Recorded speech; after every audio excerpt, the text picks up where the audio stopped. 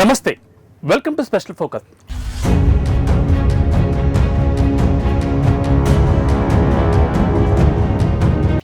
ఫిబ్రవరి 14, 2019 జరిగిన పుల్వామా దాడి కశ్మీర్ చరిత్రలో అత్యంత వినాశకరమైన ఉగ్రచర్యల్లో ఒకటిగా నిలిచింది.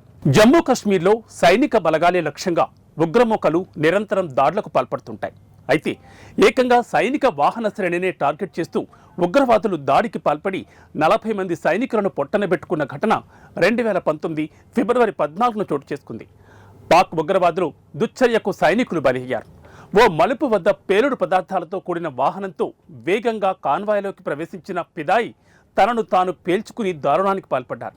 ఈ ఘటనతో యావత్ దేశం శోకంలో మునిగిపోయింది.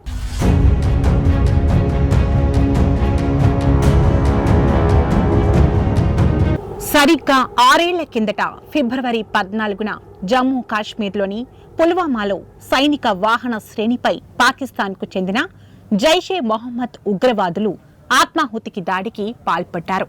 ఈ దాడిలో సెంట్రల్ రిజర్వ్ పోలీస్ ఫోర్స్ సిఆర్పీఎఫ్కి చెందిన 40 సైనికులు బలయ్యారు. జమ్మూ శ్రీనగర్ జాతీయ రహదారిపై లేత్పురాలో 2019 ఫిబ్రవరి 14న సాయంత్రం 4 గంటల ప్రాంతంలో ఈ ఘాతుకం చోటు చేసుకుంది. జమ్మూ నుంచి సైనికులు శ్రీనగర్కు వెళ్తుండగా ఈ ఆత్మాహుతి దాడి జరిగింది. ఆత్మాహుతి దాడికి కాశ్మీరీ ఉగ్రవాది ఆదిల్ అహ్మద్ దార్ను వినియోగించారు. ఆత్మాహుతి దాడిలో పాల్గొన్న ఆ ఉగ్రవాది కూడా హతమయ్యాడు. పక్కా వ్యూహంతోనే ఉగ్రవాదులు దాడికి పాల్పడినట్లు దర్యాప్తులో తేలింది. సిఆర్పీఎఫ్ వాహనాలను లక్ష్యంగా చేసుకుని ఉగ్రవాది ఆదిల్ అహ్మద్ దార్ తన వాహనాన్ని జాతీయ రహదారిపై కల్వర్టు పక్క నుంచి కాన్వాయ్కి ఎడమవైపు నుంచి ప్రవేశించాడు. జాతీయ రహదారికి అనుబంధ మార్గం నుంచి అవంతిపుర సమీపంలో లాటూ గుండా అతడు వచ్చినట్లు పోలీసులు గుర్తించారు. సిఆర్పీఎఫ్ కాన్వాయ్లోకి ప్రవేశించిన ఉగ్రవాది మొదటి బస్సును దాటుకుంటూ ఎడమవైపు నుంచి 5వ వాహనాన్ని ఢీకొట్టాడు. ఉగ్రదాడి జరగడానికి ముందు స్థానిక యువకులు దాదాపు 10 నిమిషాల పాటు సిఆర్పీఎఫ్ వాహన శ్రేణిపై రాళ్లు రువ్వారు. ఈ సమయంలోని పేలుడు పదార్థాలతో ఉన్న కారును నడుపుకుంటూ వచ్చిన ఉగ్రవాది సిఆర్పీఎఫ్ వాహన శ్రేణిలోని 5వ బస్సును ఢీకొట్టాడు.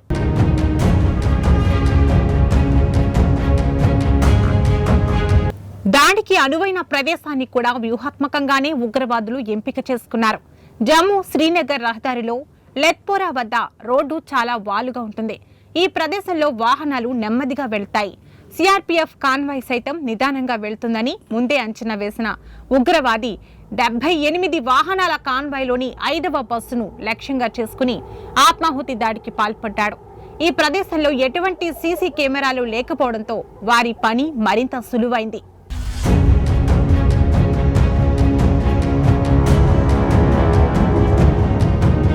సిఆర్పీఎఫ్ కాన్వాయ్ పై ఉగ్రదాడి తర్వాత భారత సైన్యం చేపట్టిన ఆపరేషన్లో 10 మందికి పైగా మిలిటెంట్లు హతమయ్యారు. పుల్వామా దాడి తర్వాత భారత్, పాకిస్తాన్ల మధ్య ఉద్రిక్తతలు తారాస్థాయికి చేరాయి. ఈ దాడికి తామే బాధ్యులమంటూ పాకిస్తాన్ కేంద్రంగా పనిచేస్తున్న జైషే మొహమ్మద్ ఉగ్రవాద సంస్థ ప్రకటించడంతో భారత్ మరింత ప్రతీకారంతో రగిలిపోయింది.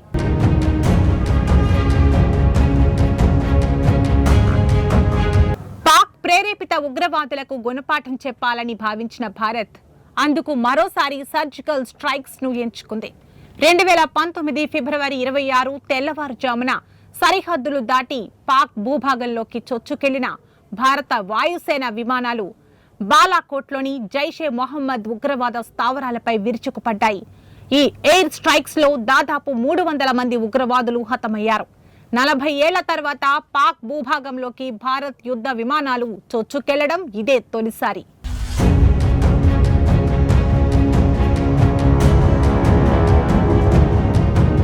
బాలాకోట్ ఎయిర్ స్ట్రైక్స్ తర్వాత దాయాదుల మధ్య యుద్ధ మేఘాలు మరింత కమ్ముకున్నాయి.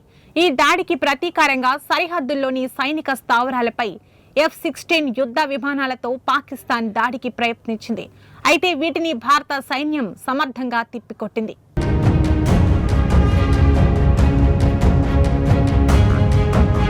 ఇక మరోవైపు భారతదేశంలో భద్రతా సిబ్బందిపై జరిగిన అత్యంత దారుణమైన దాడులలో పుల్వామా దాడి ఒకటి. 2019 పుల్వామా దాడిలో పేలుడు పదార్థాలతో నిండిన వాహనం సిఆర్పీఎఫ్ కాన్వాయ్పైకి దూసుకెళ్లడంతో 40 మంది సెంట్రల్ రిజర్వ్ పోలీస్ ఫోర్స్ సిబ్బంది మరణించారు. అప్పటి నుంచి ఫిబ్రవరి 14 భారతదేశంలో బ్లాక్ డేగా జరుపుకుంటున్నారు. ఇది ఇవాల్టి స్పెషల్ ఫోకస్. మరో ఇంట్రెస్టింగ్ టాపిక్తో మళ్ళీ కలుద్దాం. నమస్తే.